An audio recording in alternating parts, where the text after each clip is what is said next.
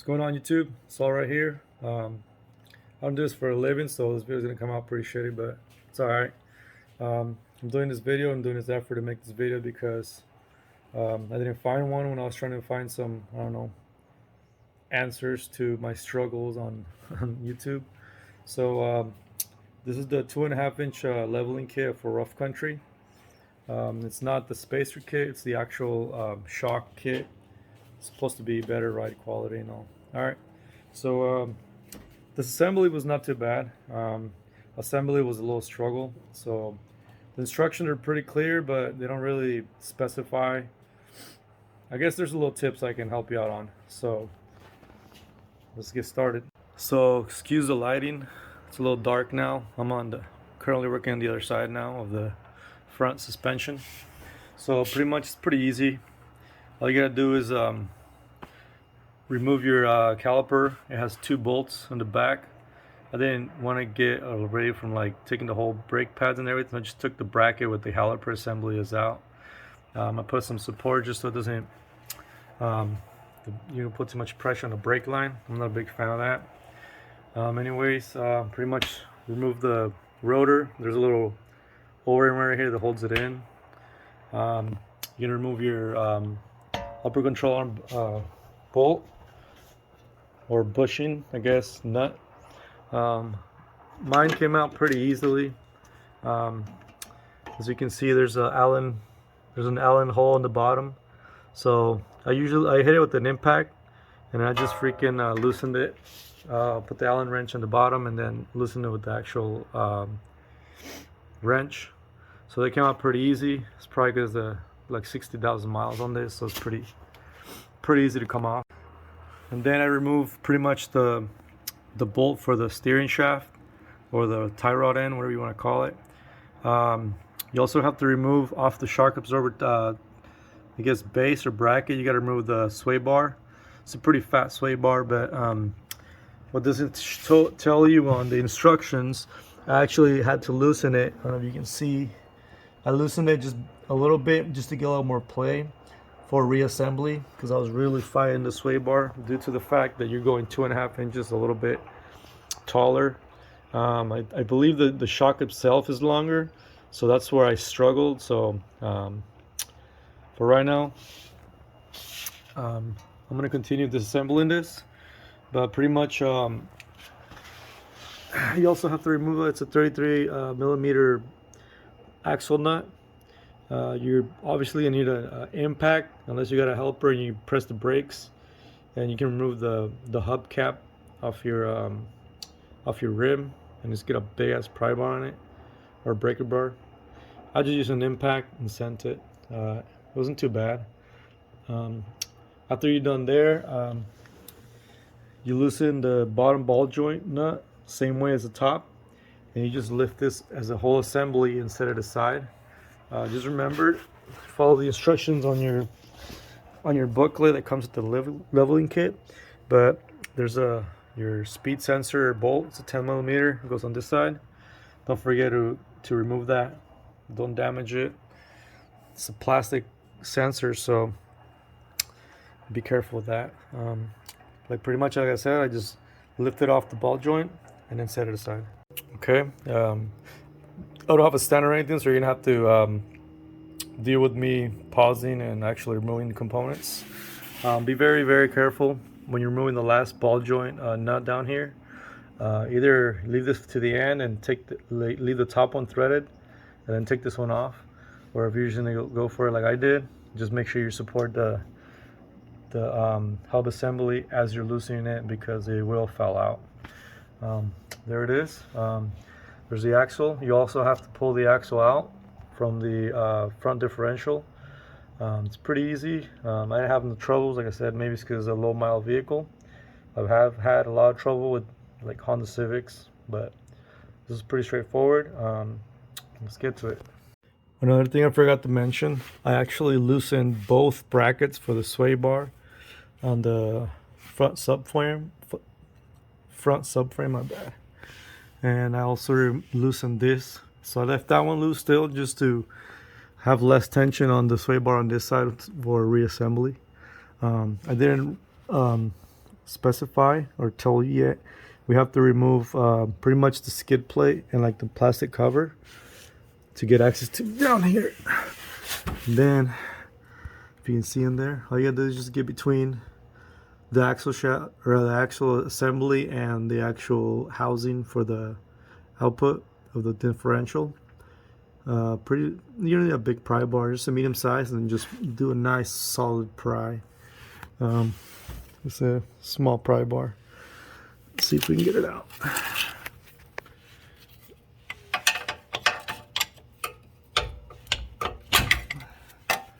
Like always, you're gonna struggle with these. Always have.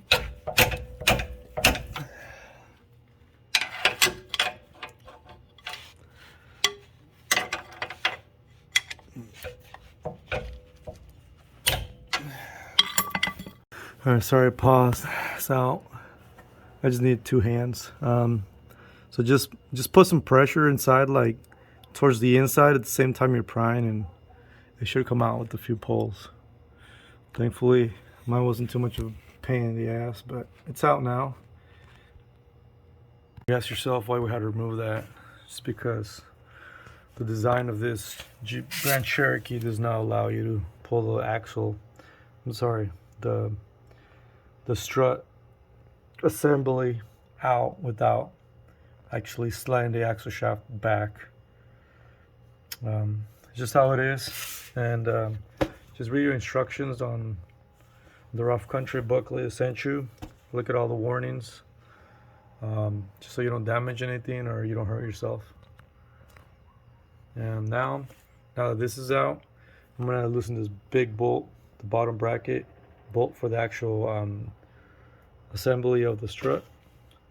Then there's 3 bolts on the top, and they should come right back down. I mentioned for the passenger side, you're gonna have to figure out a way to support your hood, because this bracket actually bolts down with the 3 bolts for the top of the tower. So just keep that in mind. Like I said, I'm using impacts, but if you don't, you might want to have a pretty good pry bar for all this work.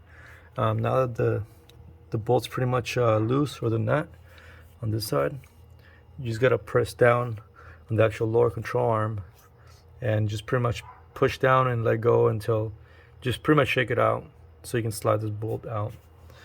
That was not too bad. I don't know if I mentioned this, but if you have a helper, it's gonna make your freaking life so much easier. So at the same time you're pulling the axle out, you have to be lifting this shock absorber, which is pretty heavy, like I'm gonna say like solid 30-40 pounds. At the same time you have to push down on the lower A-frame to fight the bushings, and then finally you have to bring both down. So if you have a helper, it's gonna be very, very easily. Already removed these top bolts from the top of the tower, obviously. Shock absorber assembly's out. They are in comparison. The rough country one is slightly longer, just enough to make you fight it and fight the sway bars and fight everything. But I'm gonna show you the easy way to do it. The next step is where it's a pain in the ass if you don't have a helper. You have to put the shock absorber assembly. Sorry, I have my steel toes on. And you're gonna have to put it over the half shaft boot, so pretty much on the other side. At the same time you're fighting the top of the shock absorber to go inside the A-frame right there. At the same time you have to slide everything forward that's an assembly, because then you have to fight that notch. Pisses you off, but that's how I did it. If you have a helper, cut down time dramatically and cuss words. So let me fight this in, and then we'll go from there. This is what I'm dealing with right here, the notch. Finally it's in. I just gotta put the shaft in the hole, and be careful, very careful with the seal. You'll be fighting another thing trying to install a seal in there. But yeah, this will not fit through this assemble already. So I'm doing the mistake I did with the first side. It has to go in like this. I don't know why. It's stupid. It has to freaking clear that notch. At the same time this axle's in. But it's finally in. Let's continue. Holy crap. Glad I didn't catch that on the camera. So you have to push down on this, keep the axle centered so don't get cockeyed. You gotta press down on this. Same time you gotta line up the bolts up there. Just a pain in the ass. And I'm not no rookie. I've been doing maintenance related stuff for close to 7-8 years, so I came into this job being like, it's gonna be fucking cake, fucking 1 hour max, just like any other freaking jobs I've done before. But today was a wake up call. It can be a pain in the ass, so giving you tips. If you have, very highly encourage a helper, very highly. Obviously a fuller jack, because we're gonna need that for the next step, because right now, as you can see, the lower and the upper control arm are very far apart, and you have to put this hole where that bushing goes, and it's like a lot off. So in order for you to get that to help you compress the actual shock absorber, the lower control arm has to be on, or the hub, and then we're gonna compress up to be able to connect all the components, to include sway bar. It's the hardest one that it was too far from lining up. Once I have that set up, I'll show you right now. Now for this part is where I had to loosen the sway bars bracket, because you're never gonna clear this. I even tried removing it, just the sway bar itself will hit against this, because you have to push the lower control arm to fight the bushings down to be able to push this forward and line up there.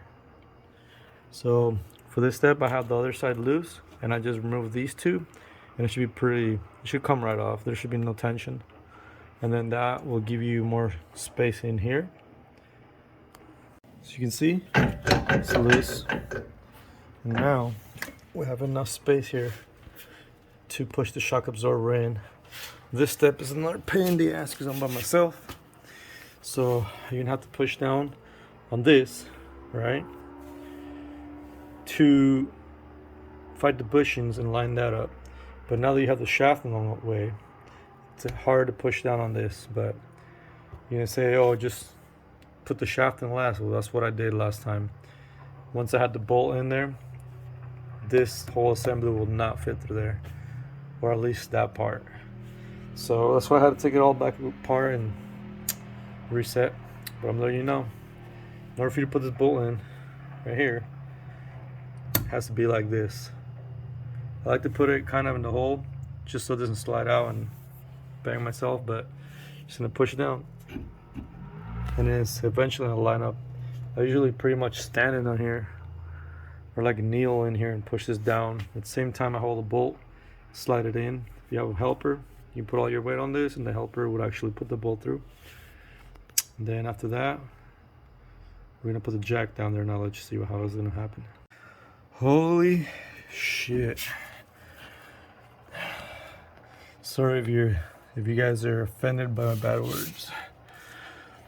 Finally was able to put it in. I had to put my knee on here, hold the bolt. At the same time I had to line up the shock tower. It's a pain in the ass. Bolt's finally in. On to the next step. Now that you fought that and put the bolt in, now you have to, I was trying to put the half shaft back in, it doesn't because of the angle. I don't know if you can appreciate how long that thing is. Right now it's sitting pretty much 5 inches from the ground. So just the driveline angle, it would not go in. So next step is a very important step that I like to do, and it helped me out a lot. So since I'm gonna need the jack, I'm gonna put my tower right here, my jack stand, and then I'm gonna use my jack with a piece of wood right up against here to compress the shock and spring assembly to get this whole assembly higher. And it has to be right here, right this spot right here, not this bolt, or guess where the circular area is. go right here with the, I use a 2x4 small piece, and I fit it right before in between here. Make sure your jack doesn't hit anything here. This just makes it easier.